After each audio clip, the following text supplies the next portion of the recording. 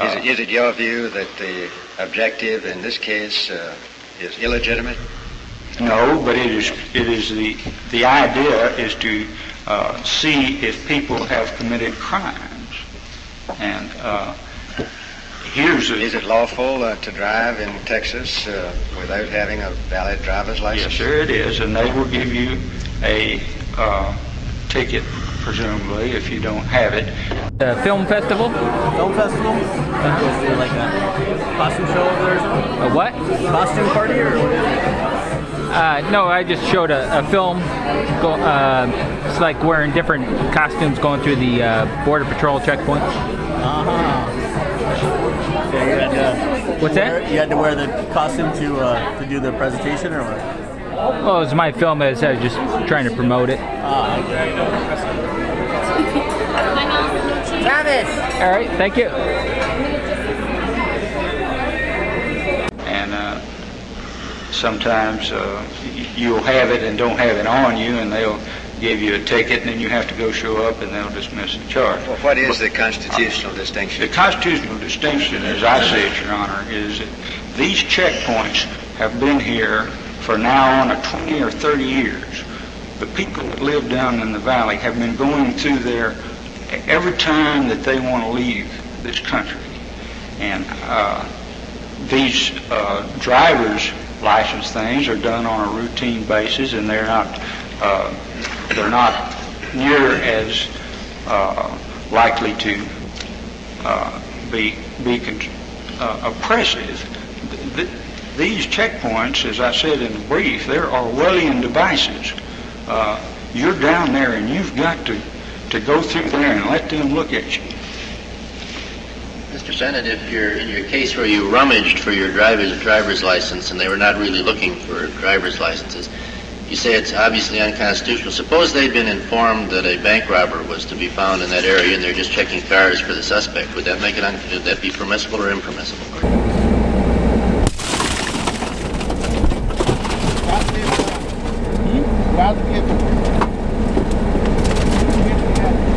Yes, sir. I think, as I pointed out in my brief, I think that you can put up roadblocks in the case of an emergency in an exigent situation.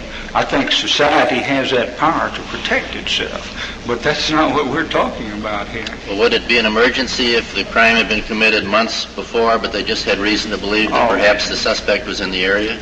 No, sir, I don't think so. They could not do it then? I would say that they could not put up roadblocks just on the belief that that they might sieve up some. But they could do it on the belief they might find people without driver's licenses. Well, they can check in the driver's license situation. The only way they have of seeing if you're driving without a driver's license is to ask you when you're driving if you've got a driver's license. But that's not the only way they can apprehend the smugglers of illegal aliens, Your Honor. Hi.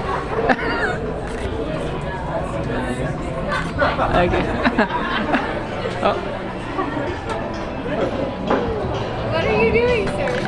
I was in the film festival for Ein Berliner Nein. It's called Ein Berliner Nein. It was a film in the film festival, going through the Border Patrol checkpoints. Okay. Oh, that's awesome. Doing different outfits, huh? Oh.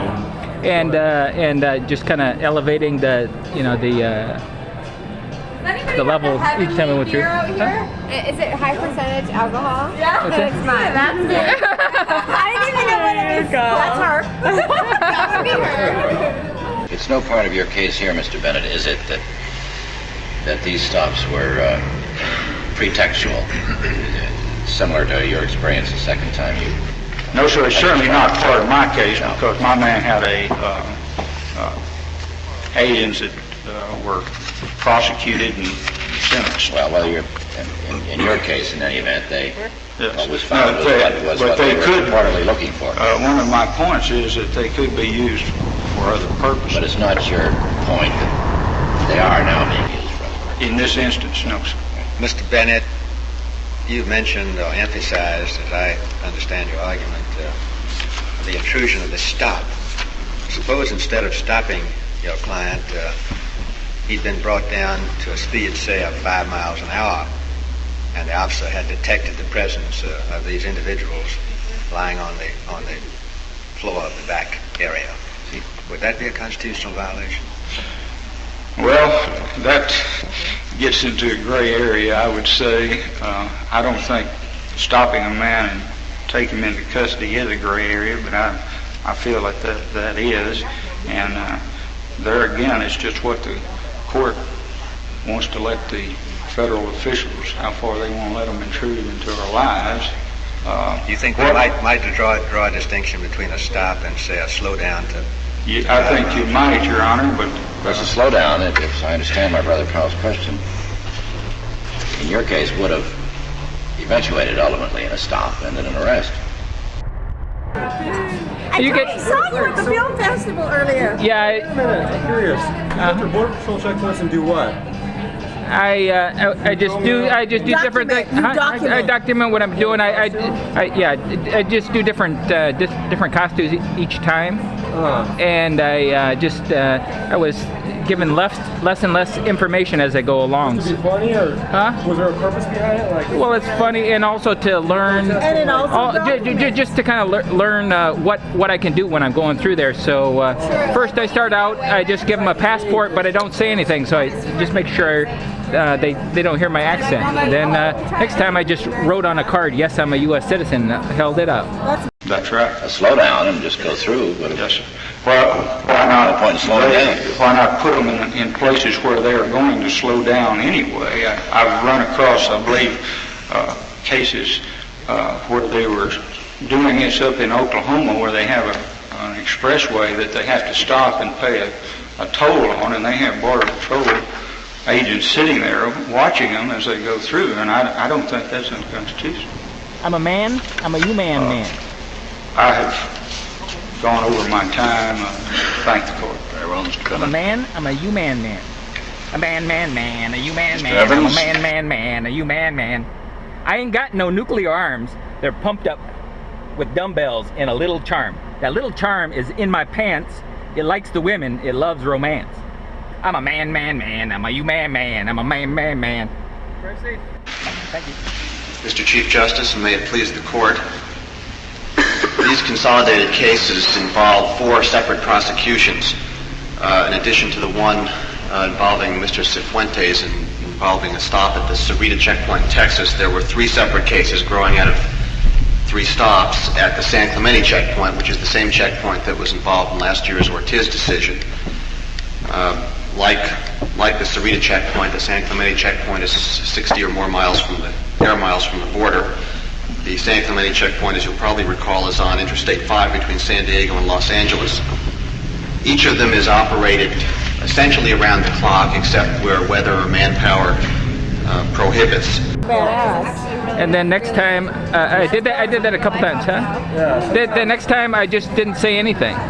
Well, that's what I do when I get pulled over to secondary. And Then I went through. I went through this without outfit, and I just spoke German. So I said, "Ich bin ein Berliner," and then he's asking me if I had a passport, and I said, in German, I said I don't have one. And then he goes talk to somebody, comes back, and then they let me go. Next time I go through, I tell him I come up with a song. Italian next time. I came up with I sung a song for him. Or in the case of San Clemente, if the traffic gets too heavy to be controlled effectively. And in each of the cases here, each of the 4 cases, illegal aliens were discovered riding in the passenger compartment of the vehicles that were stopped. I'm a man. I'm a human man. A man, a human man. I'm a man, a human man. I ain't got no nuclear arms. They're pumped up with dumbbells and a little charm. That little charm is in my pants. It likes the women. It loves romance. I'm a man.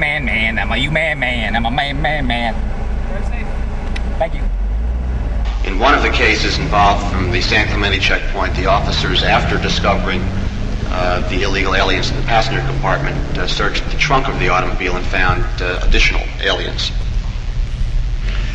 The broad issue in all 4 of these cases is whether Border Patrol officers may lawfully stop northbound vehicles at a fixed checkpoint in the border area for the limited purpose of inquiring about the citizenship and immigration status of the visible occupants in the absence of an articulated reasonable suspicion that the car is carrying aliens who may be illegally in the country.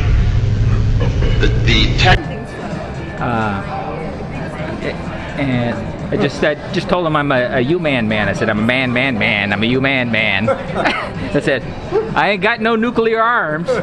They're pumped up with dumbbells and a little charm.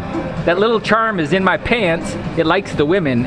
It loves romance. And I had been invited to Berlin. For the second, you pictorially document all that. Yeah.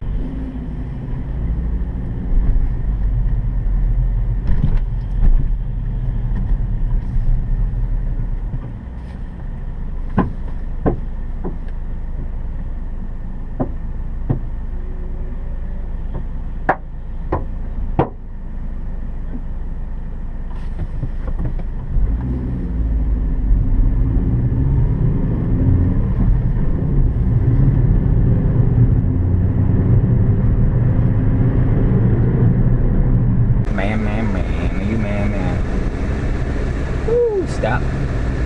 Ahead. Poor guy. I'm a man. I'm a man. Man. I'm a man. Yep.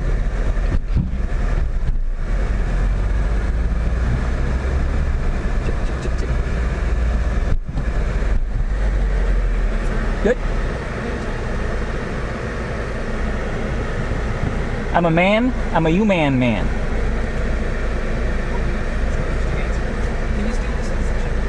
I'm a man, I'm a U-man man.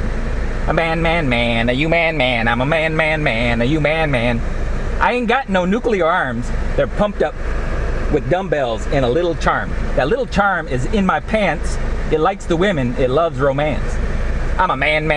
I'm a U-man. I'm a man. Very safe. Thank you.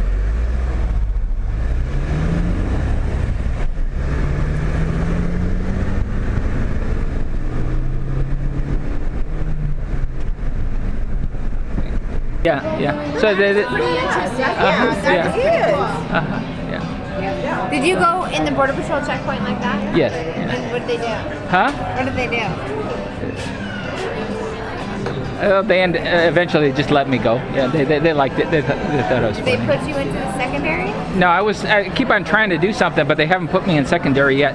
I keep on, like I say, raising my level. This last time I went through, it's not in the film, but I just left my windows up, and I covered my son with a sheet, and I put a wig on his head and told him not to say anything. I bribed him with an iPod. I told him I'd give him an iPod if he goes through, doesn't say anything. And so we went through and left the windows up, and I had seen one film where the Border Patrol, or not the Border Patrol, but the DPS had broken into some guy's car. Oh, yeah. And tased him and stuff. So I had actually stolen a hammer just like that from Germany. So I brought that with me. When he asked me he told me to put the windows down, I put some lipstick on, and kissed the window, and then he tells me to put the window down again, and I hold the hammer up, let him know I'll break the window open if that's what he wants. This case and the California cases differ in two respects. First, This looks kind of suspicious, so this will give them a probable cause to put us in secondary, I think, for an extra inspection. with respect to operating procedure, the Sarita checkpoint, as Mr. Bennett mentioned, is customarily operated by stopping for this limited inquiry almost everyone who passes, with the exception of local residents or other persons who the officer recognizes. And those persons are simply waved through. At San Clemente, by contrast, a very small proportion of the passing vehicles are actually stopped for inquiry. The figures at the time of the hearing in the Baca case, which you remember was a consolidated proceeding in the Southern District of California concerning all the checkpoints there, estimated that roughly 3% of the vehicles then were being stopped. the current figures, including the figures under the warrant that I'll mention in a moment, during the period involved here at San Clemente indicate that the percentage was even smaller, perhaps 1%. At San Clemente, unlike the other checkpoints in the Border Patrol's network, the point officer, that is the officer who stands observing traffic as it approaches, does not ordinarily question the occupants of the vehicle because of the heavy traffic. When a vehicle is to be stopped for inquiry, is referred off the highway to a secondary area where other officers make the inquiries. Sarita, like most of the checkpoints aside from San Clemente, is operated differently. The officer on the point generally makes the stop and asks any questions that he wants to ask right then and there. And the only time a person is referred over to the side of the highway is if suspicious circumstances warrant further inquiry. The other difference, aside from operating procedure, is that the stops at San Clemente were authorized by a warrant issued by a federal magistrate upon a showing of area-type probable cause. There is no warrant for the stops at the Sarita checkpoint. In our view, these differences between the two checkpoints should not produce different results, but they do account for somewhat different arguments addressed to the two checkpoints. The analytical framework for these cases, we think, is drawn from this court's decision last term in Brignone-Ponce, which also involved Border Patrol stops for inquiry, but which involved stops on roving patrol.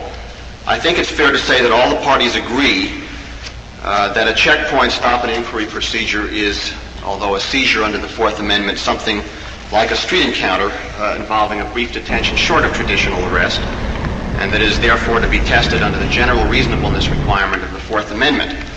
I think it's also fair to say that the parties agree. Okay, they let us through.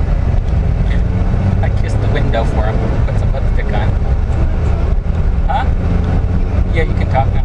Okay.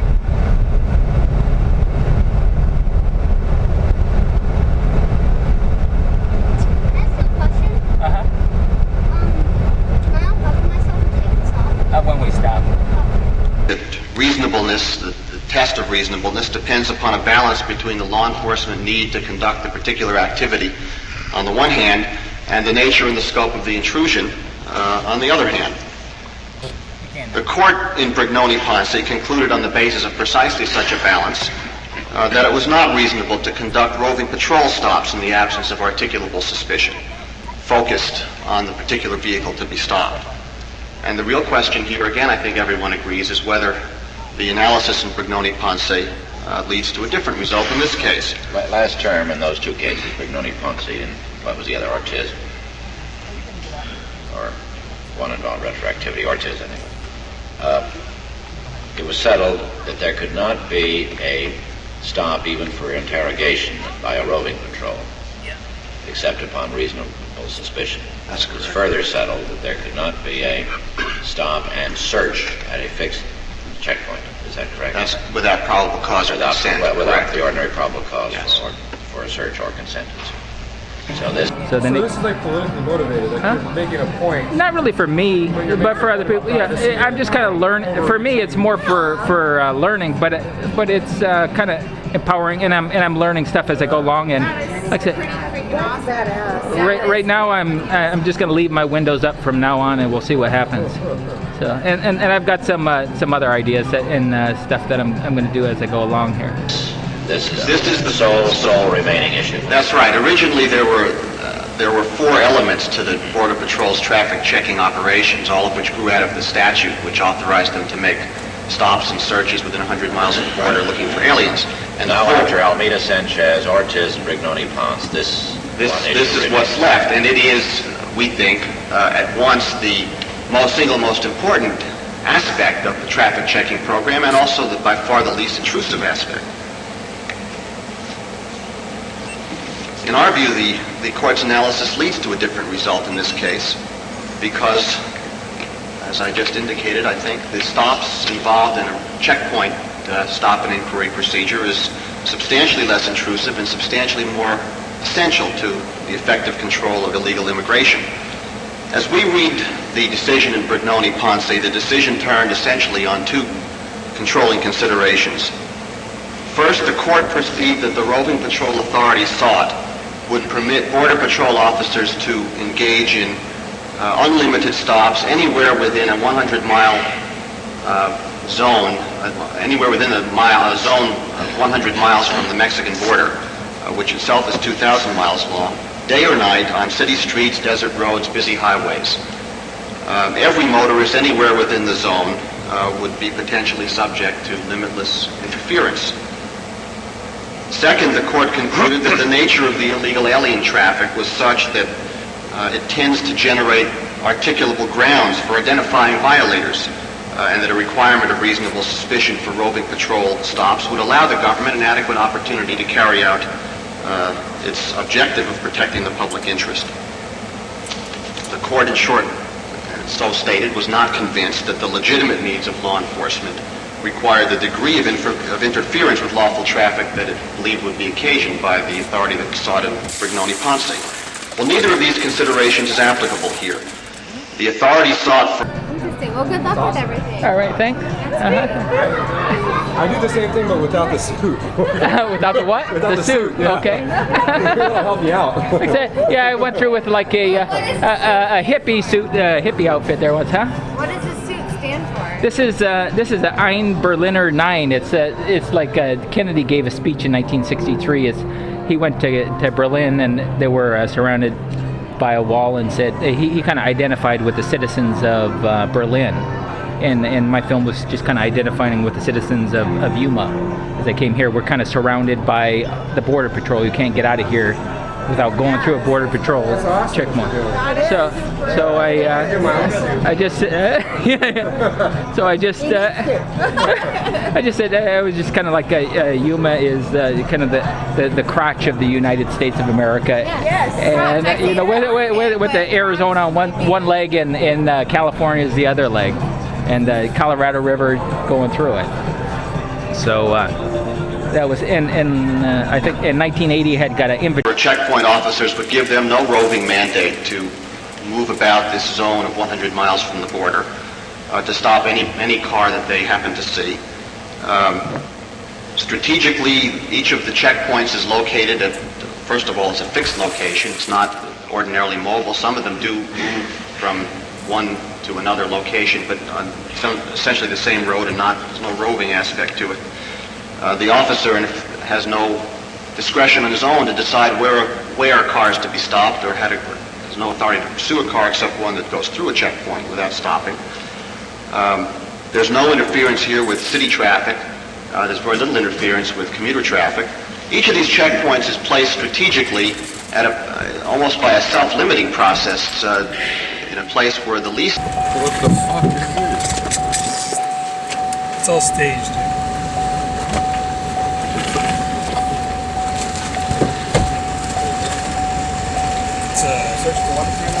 We're searching for weapons.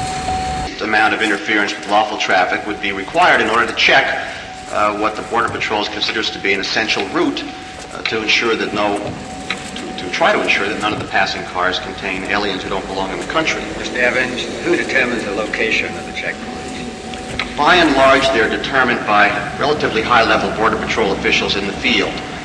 There are 9 sectors that the Border Patrol has in the southwest area, and ordinarily the chief patrol agent of the sector will determine the location of the checkpoint. If it's a major checkpoint, it's not established without consultation with higher officials, either in Washington or in the regional office. Did you say how long the San Clemente checkpoint had been in operation?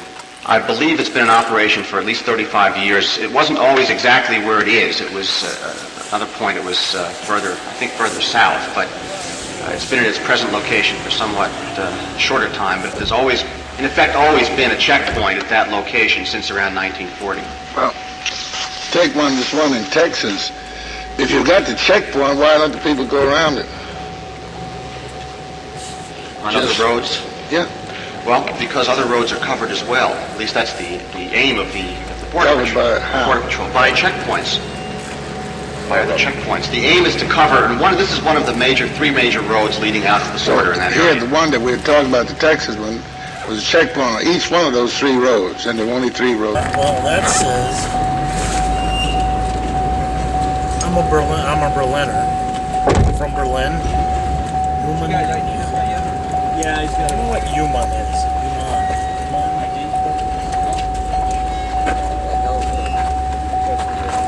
Well, it says I'm a Berliner. I'm Berliner. Berliner. I don't know what Yuma. What's that? Well, there are essentially 3 rows out, and there are checkpoints. On yes, each one of the 3. The same is true, I should add, of the California area. It's the San Clemente checkpoint is on the major interstate highway, but there are also checkpoints on the routes that might be used to avoid the San Clemente checkpoint.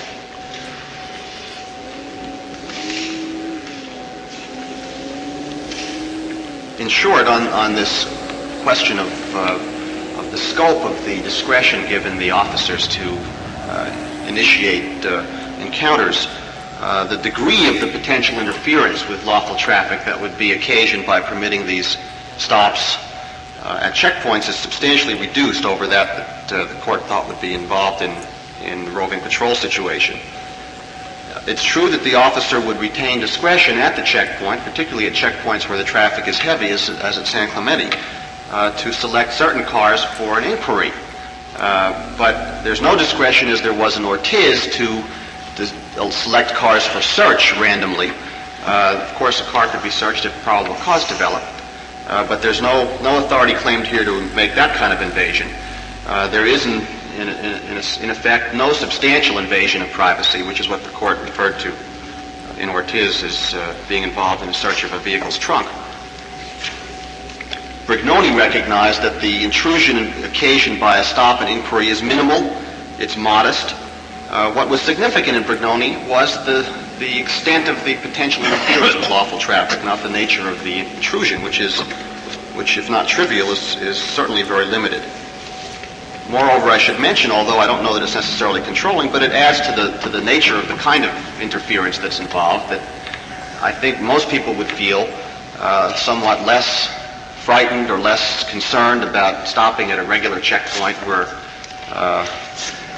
there are floodlights, it's lit, it's usually on a fairly large highway. I'm a man, I'm a human man.